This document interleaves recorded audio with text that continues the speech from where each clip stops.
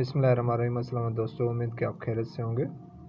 दोस्तों, आज की जो हमारी टॉपिक है वो इक्विलिब्रियम है और 9th क्लास की फ़िज़िक्स की जो टॉपिक इक्विलिब्रियम है उसके बारे में पढ़ेंगे हम। पहले तो इक्विलिब्रियम की डेफिनेशन आप लोगों को आना चाहिए कि इक्विलिब्रियम की डेफिनेशन है क्या। हम 3 तरीक़ों से डेफिनेशन पढ़ेंगे, उसके बाद इनकी कॉन्सेप्ट की स्टडी करेंगे, उसके बाद मैथमेटिकली इक्वेशंस जो भी हैं वो आप लोगों को समझाएंगे। और उसके बाद जो है ना उसके 2 टाइप्स जो हैं वो स्टैटिक इक्विलिब्रियम और डायनामिक इक्विलिब्रियम के बारे में पढ़ाएंगे, उसकी कंडीशंस के बारे में पढ़ाएंगे। मतलब कि हम पहले तो हमें जो है ना वो डेफिनेशन आनी चाहिए। अभी 3 तरीक़ों से हम डिफ़ाइन कर रहे हैं इक्विलिब्रियम को। इक्विलिब्रियम को इस तरीके से डिफ़ाइन करें कि when all the forces effect on the body equals to zero is called equilibrium. मतलब कि आप लोगों को जो है ना समझाते हैं इस तरीके से कि जब ओवरऑल फोर्सेस का इफ़ेक्ट आपके बॉडी पे वो ज़ीरो कंसीडर किया जाए तो आप समझें कि आपकी बॉडी जो है ना वो इक्विलिब्रियम में है। तो ये तो हमने किया इक्विलिब्रियम की फ़र्स्ट कंडीशन के मुताबिक। वो फर्स्ट कंडीशन के मुताबिक मैं भी आप लोगों को बताऊंगा कि कैसे जो है ना ओवरऑल एक जो है ना फोर्सेस का इफ़ेक्ट जो है ना अगर बॉडी पे कंसीडर किया जाए ज़ीरो तो वो इक्विलिब्रियम कैसे बॉडी कहलाएगी। तो सेकंड कंडीशन के मुताबिक व्हेन ओवरऑल टॉर्क जो प्रोड्यूस होगा due to the movement of body clockwise और एंटी क्लॉकवाइज वो ज़ीरो हो तो हम कहेंगे कि बॉडी जो है ना इक्विलिब्रियम कंडीशन में है।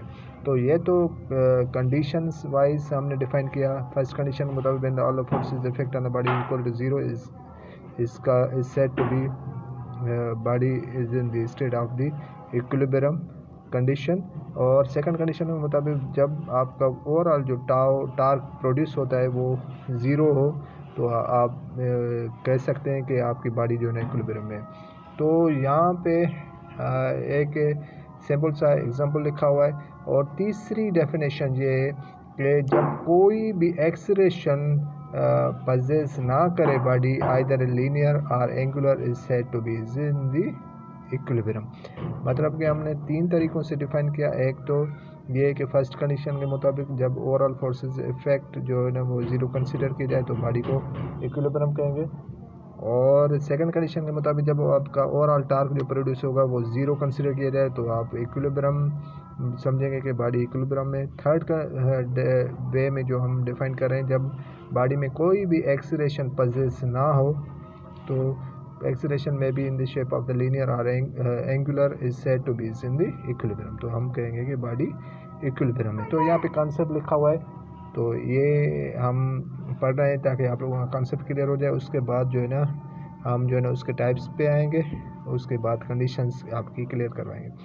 When the body does not possess any acceleration neither linear nor angular it's said to be in the equilibrium।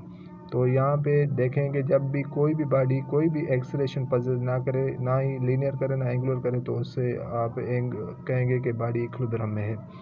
यहाँ पे एग्जांपल लिखे हुए हैं। Book lying on the table is in the rest, parachuter moving downwards with the terminal velocity, chair lift hanging on the supporting रोप।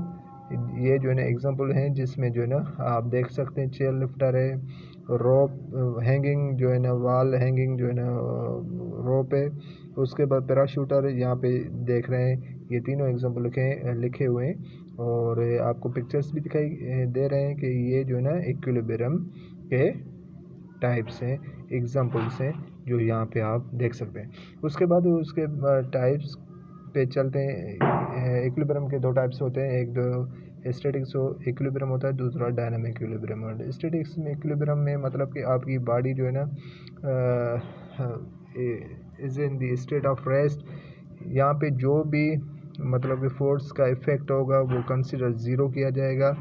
कोई भी movement का नहीं करे अगर बॉडी तो आपको ज़हन में रखना चाहिए कि वो बॉडी जो है ना वो is in the state of the static equilibrium में कंसीडर की जाएगी। तो यहाँ पे डेफिनेशन लिखी हुई है, body at rest is said to be in the state of static equilibrium.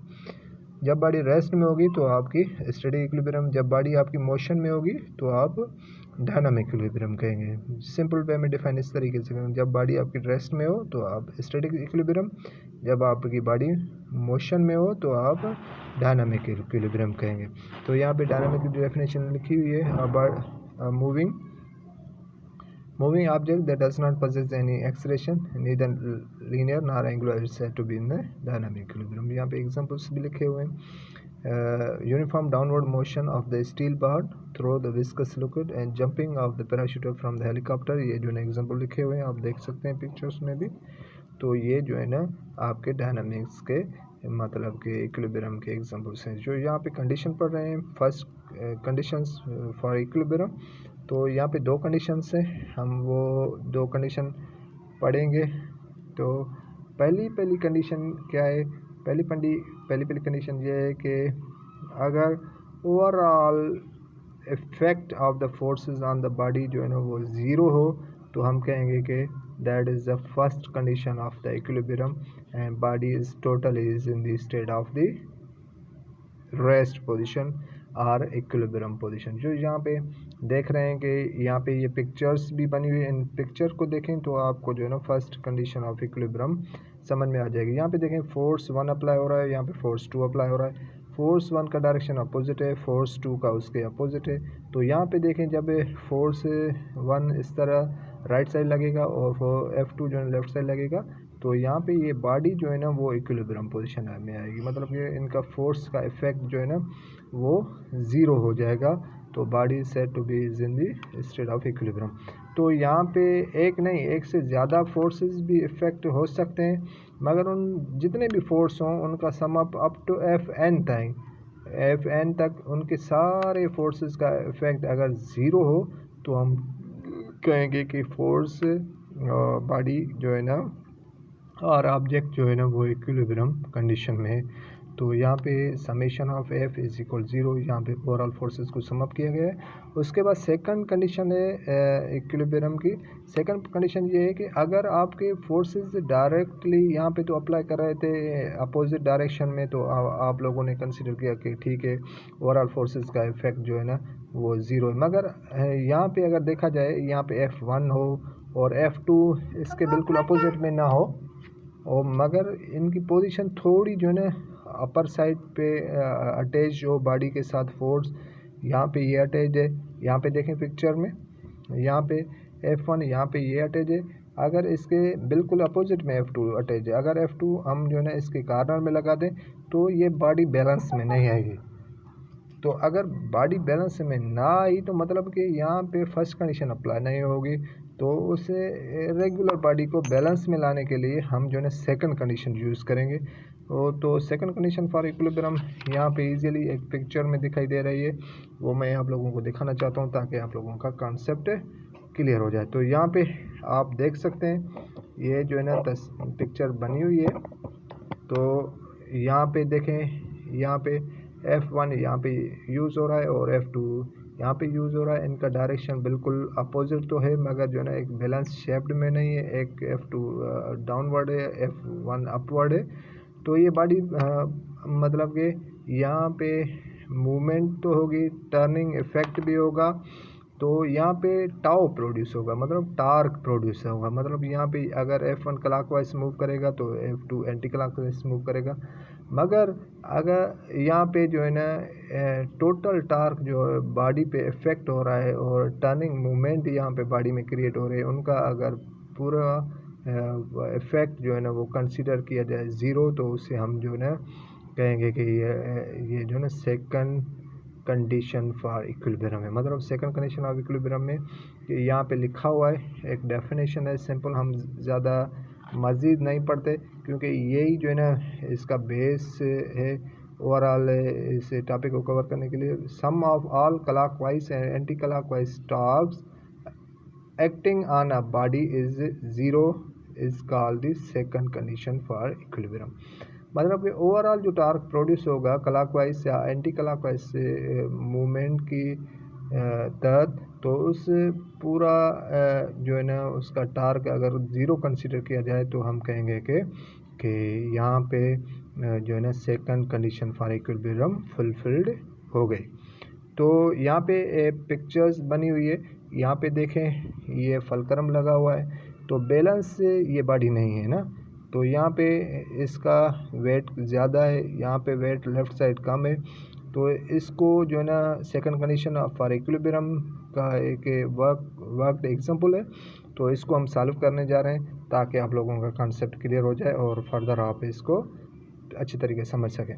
Uniform rod of 2.0 metre is placed on the wedge of the 0.5 from its one end force of 150 newton is applied at one of its end near the wedges to keep it horizontal. Find the weight of the rod and the reaction of the। यहाँ पे देखें formula लिखा हुआ है already, F1 आपका मिला हुआ है। यहाँ पे पिक्चर्स में देखते जाएं और जल्दी जल्दी में सॉल्व करें। यहाँ पे देखें ओ ए जो है ना वो 0.5 है और ओ ए जी और बी जी जो है ना वो इक्वल है, ए जी और बी जी जो है ना इक्वल है वो 1.0 है। और ओ जी अगर हम फाइंड कर रहे हैं तो ए जी में से सब्ट्रैक्ट करेंगे तो 1.0 में से 0.5 सब्ट्रैक्ट होगा 0.5 आ जाएगा। तो हमें वेट और जो है ना रिएक्शन वो दोनों फाइंड करने हैं। तो टाव का यहाँ पे ओवरऑल इफेक्ट जो है ना वो 0 है। तो हमें जो है ना फोर्स का जो भी डिस्टेंस है, क्योंकि टाव हम F इंटू डी कंसिडर करते हैं, reaction by F into D जो भी है वो कंसिडर कर रहे हैं, वेट का F इंटू डी जो भी है वो कंसिडर करेंगे। तो F जो है 150 है, उनके साथ जो भी डिस्टेंस है वो से हम ऐड करते जाएंगे और फाइनली जो है ना उनके साथ ये चीज़ें जो भी डिस्टेंस है वो हम मल्टीप्लाई करेंगे। मल्टीप्लाई करने के बाद हमने देखा है कि यहाँ पे वेट के साथ 0.5 है और 150 मल्टीप्लाई 0.5, तो हमें वेट फाइंड करना है। तो यहाँ पे मल्टीप्लाई हो रहा है, इधर इस साइड में जाएगा तो डिवाइड फॉर्म में आ जाएगा। तो ओवरऑल इफेक्ट वेट का जो है ना 150 न्यूटन आया। For R applying first condition of equilibrium, R के लिए हम पहली कंडीशन जो है overall effect of forces 0 consider करेंगे। तो आर जो है ना रिजल्टेंट जो भी होगा -150 जो भी होगा तो जो है ना ये इज इक्वल 0 हो जाएगा। तो ये माइनस माइनस प्लस हो जाएगा, तो -300 अगर बराबर के उस तरफ जाएंगे तो ये 300 न्यूटन, मतलब कि रिजल्टेंट जो भी होगा उसका रिएक्शन जो वेज का होगा वो 300 न्यूटन आएगा। तो इंशाल्लाह नेक्स्ट क्लास में या नेक्स्ट वीडियो में हम जो है ना उनकी स्टेट पढ़ेंगे और जल्दी जल्दी में कवर करने की कोशिश करेंगे ताकि ये आप लोगों का चैप्टर कंप्लीट हो जाए, आपका यूनिट कंप्लीट हो जाए और एक ही टॉपिक रह गई है। इंशाल्लाह नेक्स्ट वीडियो में मिलेंगे, तब तक के लिए हमें इजाज़त दीजिए। अल्लाह हाफिज़।